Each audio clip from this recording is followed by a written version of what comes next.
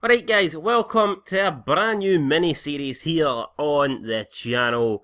And we're simply going to find out, is Steve Clarke the man to lead Scotland to a major tournament for the first time since 1998? I fucking hope so, man, because it's depressing as fuck. I don't know how I haven't killed myself after years of failure. Alex McLeish, Gordon Strachan, Craig Levein, Walter Smith, McLeish back when he was not as pish as he is now, Bertie Folks.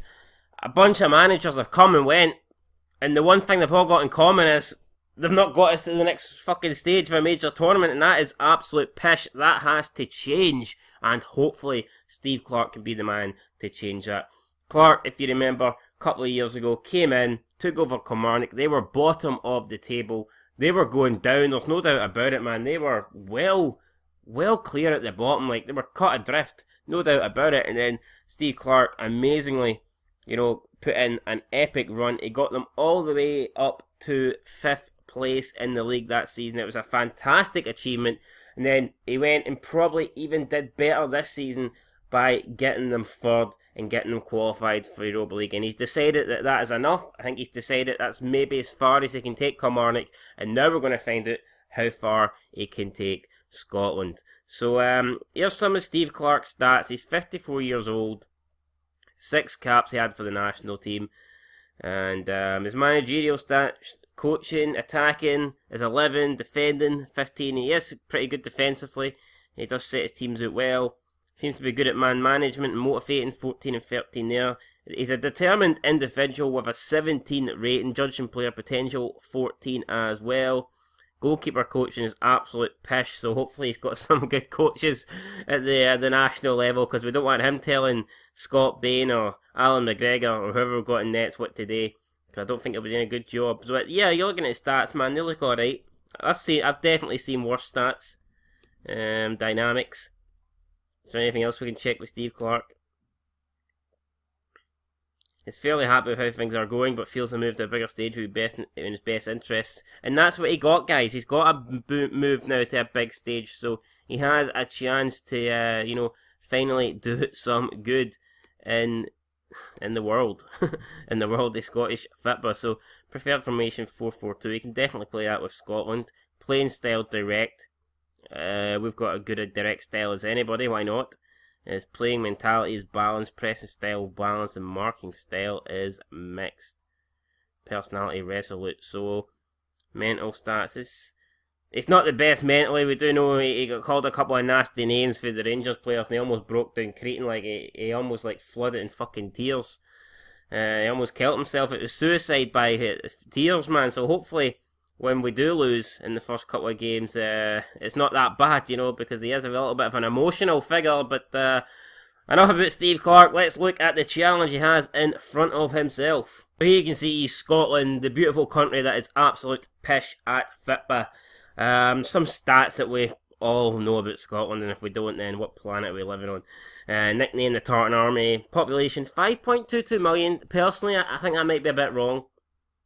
I would say that the population has went up. I have no figures or stats on that, but I don't know. I don't think it's massively wrong, but I'd say the population of Scotland would at least be 6 million. If you take all immigration into effect, you know what I mean? I do think the population would have rose a bit more than that.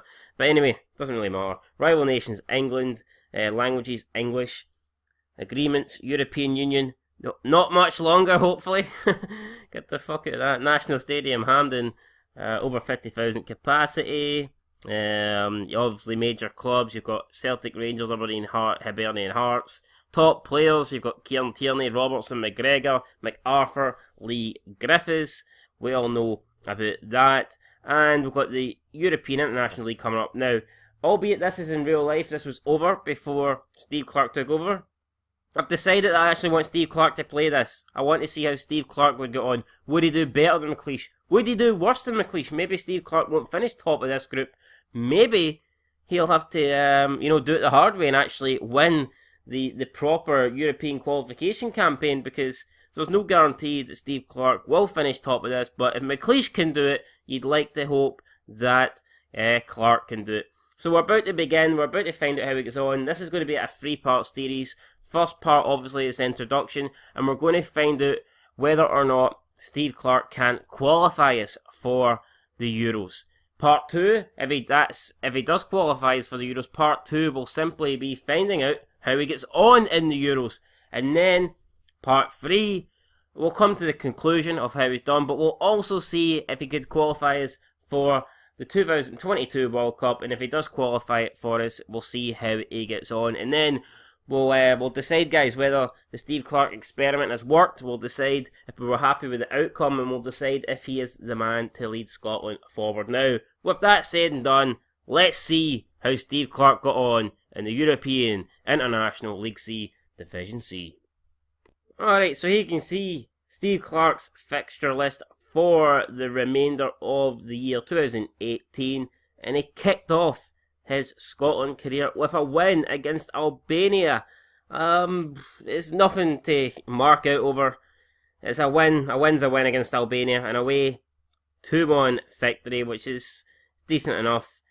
Goals came for Lee Griffiths and Grant Hanley. Bilal Kurt got one for Albania, but it wasn't enough, and that gave us a win to kick off our European League Group Division C, whatever the fuck it's called. So we followed that up with a 3-1 win against Israel, which is a bit better. 2 goals for Scott McTominay and a goal for Oliver McBurney gave us the free. Munaz De Boer got one for Israel. We'll have a quick look here at what the squad was like for that game, because it looks like he's maybe going for a bit of maybe he's going for more youth with McTominay and McBurney. Full match details are not available for this fixture. What the fuck is this? What do you mean it's not available?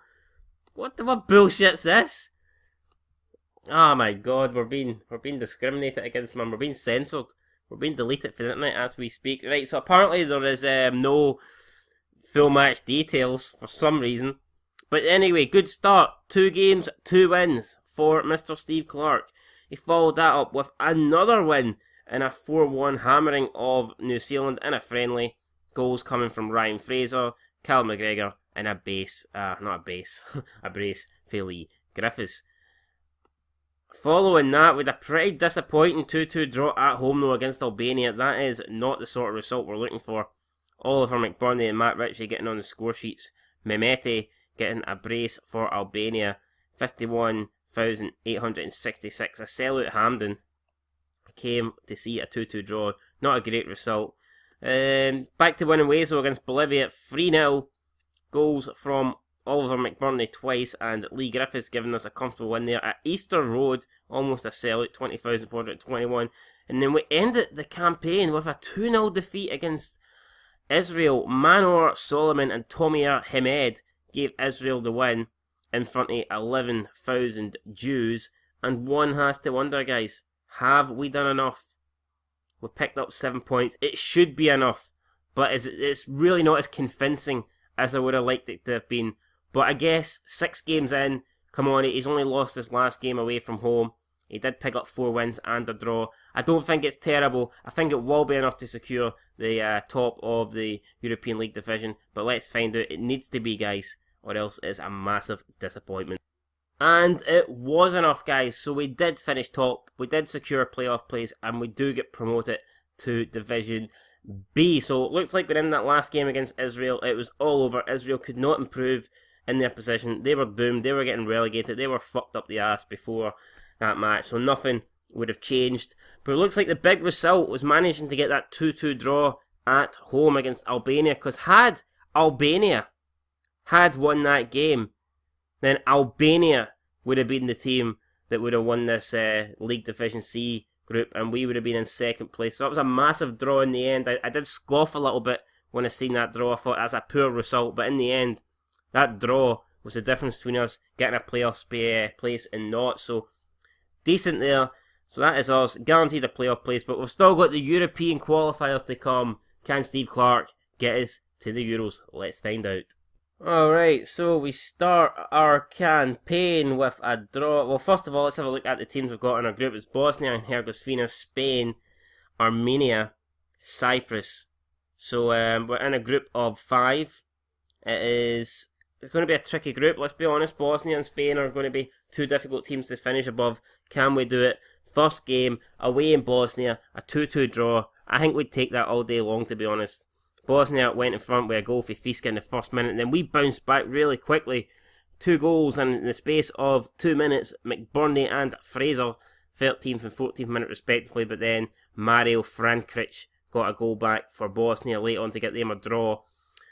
Disappointing. It would have been great if we could have got a away win there. It would have been absolutely fantastic. It wasn't to be. And then after that, next game up against Spain, we got a tanking, guys, and only in front of 18,000 people. Jesus Christ, man, what is wrong with the Spanish crowds? Do they think we're some sort of Diddy team and they didn't even bother to turn up? Shocking. Morata, Asensio twice, and Suso getting the goals. Oliver McBurney getting the consolation for us, man, but not good. A 4-1 defeat to Spain.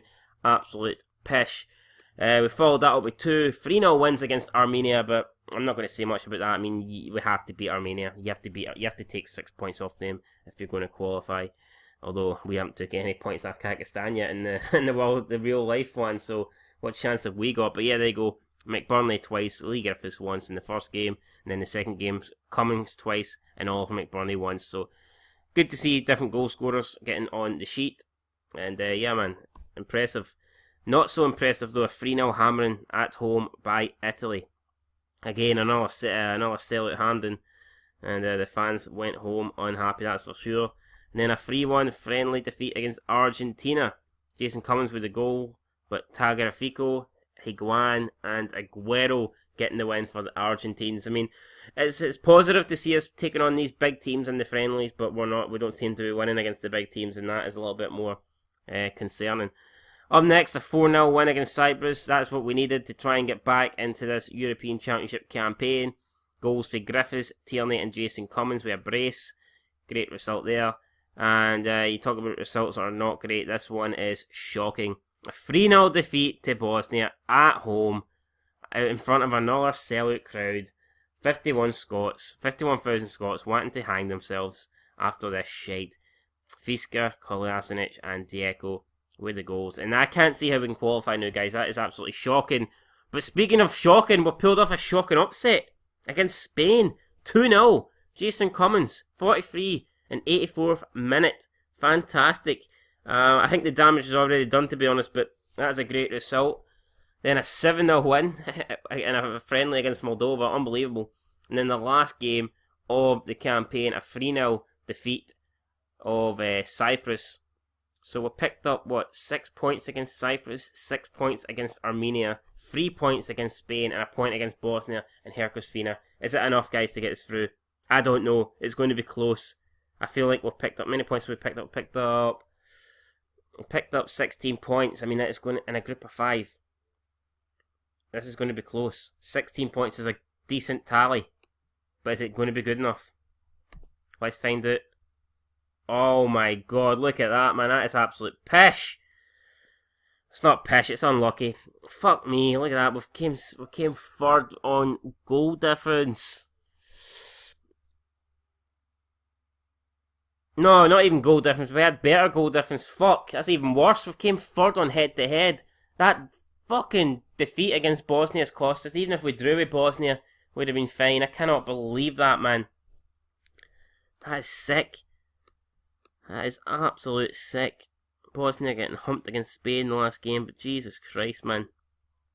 So yeah, we're going to have to do it the hard way. We're going to have to go take the playoffs that we earned by winning the European League C, or Division C even. That is sick, man, to finish third on the same points, but to lose out on head-to-head, man. Oh! Right, well, I think it's been... What do you think of Steve Clarke so far? I think it's been decent. But before we end it, we've got a playoff to see whether or not we will be in the Euros. Come on, Steve Clarke. You can do it, man. I believe in you. I believe in you. Let's find out. Oh, yes. There you can see, guys, the list of semi-final playoffs. And we have won our game. It took us extra time to do so, but we have defeated Hungary by 2-1. And that is what it's all about, guys. There is the squad. And you can see that there's a lot of young players in there. Tierney playing at centre-back. Robertson got an assist. He got man of the match, 8.2. Callum Patterson in there. You don't even have Al McGregor. It's McGillivray in net. You got Fraser, Armstrong, Ritchie, McGregor, Grant, Cummings. You got John McGinn coming on. Lee Griffiths came on. Craig Kelty came on. Alan Hutton's back in there somehow. Alan Hutton's getting a game. Fucking no idea how that's happening. But yeah, there you go. Look at that. 30 shots to 7. 14 on target. 66% possession. I would have loved to have watched that game, man. We've absolutely dominated Hungary, and what a disaster it would have been if Hungary went through. Thankfully they did not. We went through, and that means we've set up a clash against Greece, who beat Albania. So it's going to be Scotland versus Greece. Winner qualifies for the Euros, guys. And let's just find it. We're going to go straight into it right now. Come on, is Steve Clarke the man to take us to Euros? Please, for the love of God, please do it. And he does, man. Fantastic. Scotland 3. Greece 1. The economy in Greece is fucked, and so is their chances of European glory, because they'll no be going there, rip up your passports. Yeah, all this debate about staying in the EU, can you travel or not? You don't need to travel anywhere, mate. You're not getting out of Greece, you're staying there. We are going. That just proves that William Wallace was a better warrior than, what's that, Achilles or Troy, or what's that, Achilles, fuck Achilles. William Wallace would have slaughtered him, and that proves it, guys, because we beat Greece by 3-1. Goals came for Grant, Cummins and Matt Ritchie.